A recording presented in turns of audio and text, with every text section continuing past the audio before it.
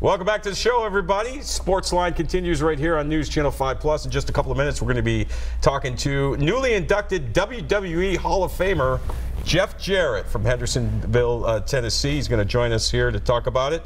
Matter of fact, he joins us right now. Double J. What's up, my man? How are you?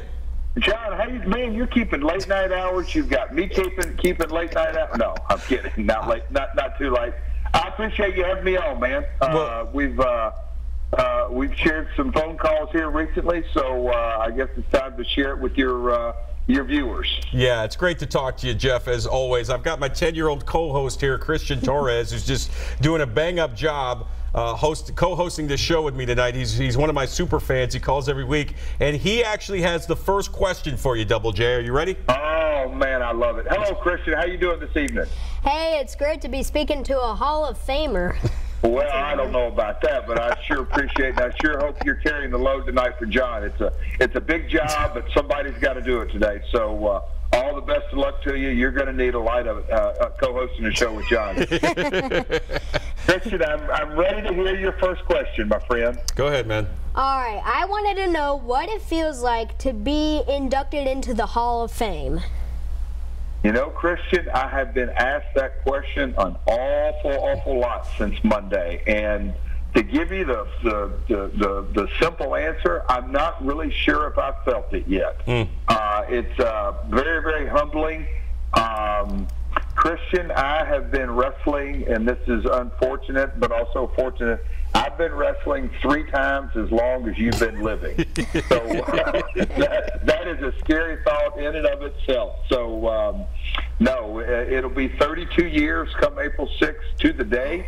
And so, you know, who would have thought, who would have thunk all those many years ago when I got started, just what a ride it's been, but how fortunate and how blessed and lucky and a little bit of everything in between. But, man, it's a very, very humbling honor. And like I said on the interview that came out Monday, NBC Sports are the ones that broke the news right in the middle of this big Olympic run. But you know, they asked me, you know, any parting words, and I just, you know, I really said it from my heart, and the people here in Nashville can totally relate that it's a family business. We go back 3 generations, and back in the 40s, if my grandmother would not have taken that side job and gone to work for Nick Goulas many years ago, as literally as a side job selling wrestling tickets, if she wouldn't have taken that job, there certainly would be no Jeff Jarrett in the wrestling business. So I'm going to be accepting this honor on behalf of my father and my grandmother who's passed away, but also on the other side of my family, my grandfather, and just recently we lost an uncle who was a wrestler, and he did a little bit of everything in the business. So it's a family tradition, it's a family business, but it's certainly I'm the lucky one who gets to accept it on behalf of the family. Jeff, who made the call? Who contacted you? Was it Vince McMahon? Was it Triple H? Was it Stephanie McMahon? John, it's funny that all you crackerjack journalists all want to drill down to that question. Yeah. And I'll say this: an executive from the WWE. Okay, an unnamed executive from the WWE. There you go. Okay. We all live in that PC world. It's the politically correct world. But yeah, no, that's that answer. Okay, fair enough. Fair enough. Were you surprised? Because, you know, let's face it, your WWE career was kind of a roller coaster. Yeah. You know, while you were there, you had certainly plenty of ups. You won championships there, but you know there were also, you know, you had your share of peaks and valleys when you were in the WWE. Were you surprised at all to get the call? I wasn't surprised. I was shocked. You know, it's a business. We are in a business, and it goes without saying that it's a business first and foremost. And so, you know, but the facts of the matters are this: that Vince McMahon's father and my father are peers. Vince Sr. has passed away. But and so Vince Jr., Vince McMahon, he has he's got a relationship with my father, and then obviously me working for Vince all those years, I have a relationship with him. So the entire McMahon family. So we are both families of wrestling promoters. It's in our genes, and so yeah, there were some ups and downs, but I can tell you this: there were a lot more ups than there were downs as far as our relationship. And at the end of the day, as things do grow, certainly in sports or entertainment, you take your pick. Legends and stories grow, and the age of the digital revolution and the age of the internet, there's some stories that no matter how many times I tell the exact facts or either side tells the exact fact, people are going to want to believe what they want to believe because it's a lot better story. Sure. Especially in wrestling. We all love to sensationalize the story. So, fact of the matter is that the McMahon family's been very good to the Jarrett family over the years, but it goes without saying, over the last 10, 15 years, I've operated on the other side of the fence from WWE. Sure. It's no secret over the last 12 months, I've had some ups and downs personally and professionally, and so to get that call in early January. Yes, I was very, very surprised and very, very, the one word that continues to come to my mind is just very, very humbled. No question about it. We're talking with Jeff Jarrett, soon to be WWE Hall of Famer.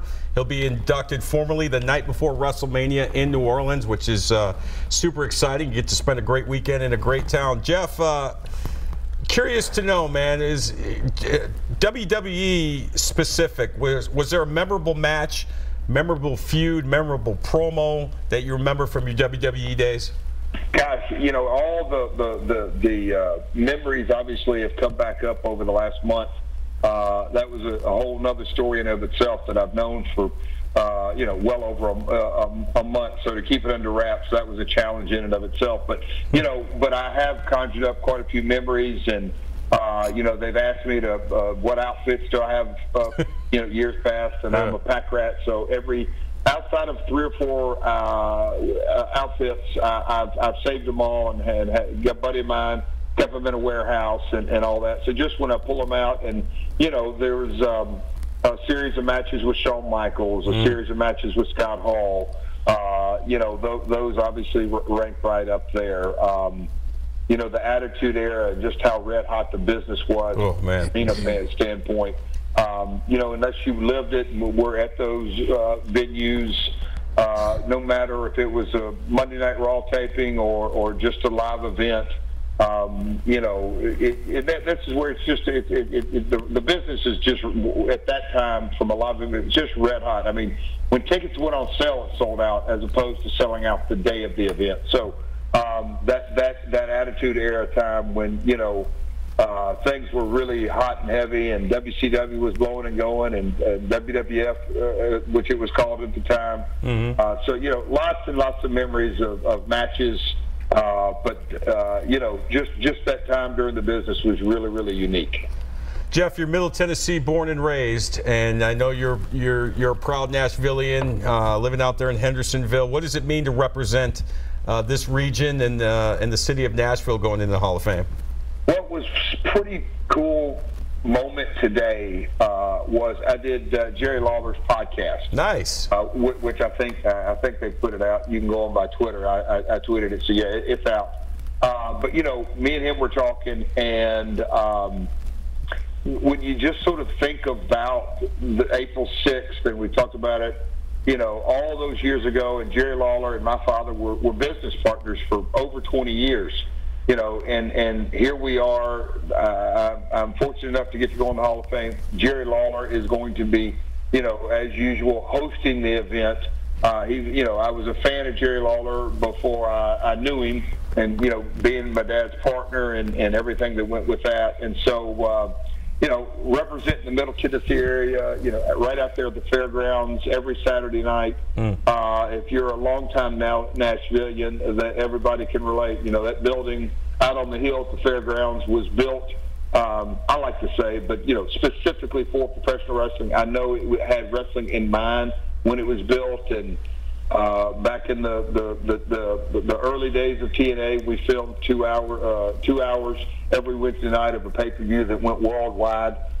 So, you know, Nashville has always, not just because it's my hometown, although that ranks at the very top list, but, you know, it is such a special wrestling town. Right. And so much history in this city with professional wrestling. And then, you know, long before there were Preds and Titans, there was always professional wrestling.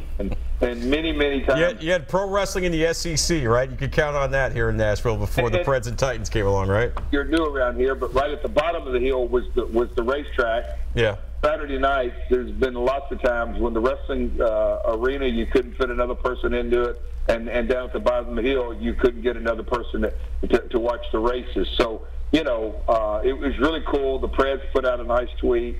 The Titans put out a nice tweet the other day, congratulate me. But, you know, longtime Nashvillians, and back to your question about representing Middle Tennessee, there's an awful lot of wrestling fans in this area who have, you know, watched generations and countless matches. So it's pretty special that they're part of the wrestling family. And it goes without saying, I'm accepting the Hall of Fame on their behalf as well.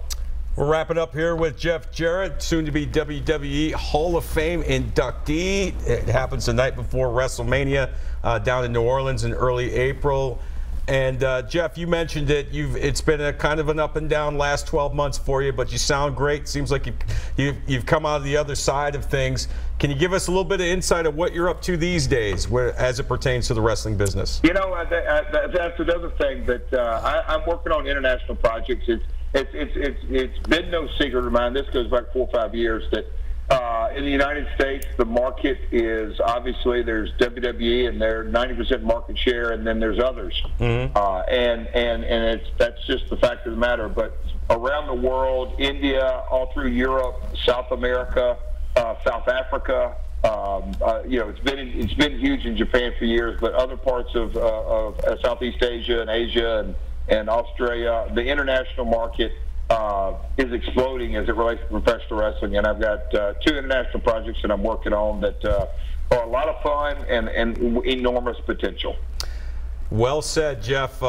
You know, I've been a fan of yours for a long time. I've gotten to know you personally. It's been my honor and pleasure, and let me be among the many to congratulate you on making the WWE Hall of Fame, sir. Well deserved. I appreciate it, John. I really do. It's been overwhelming.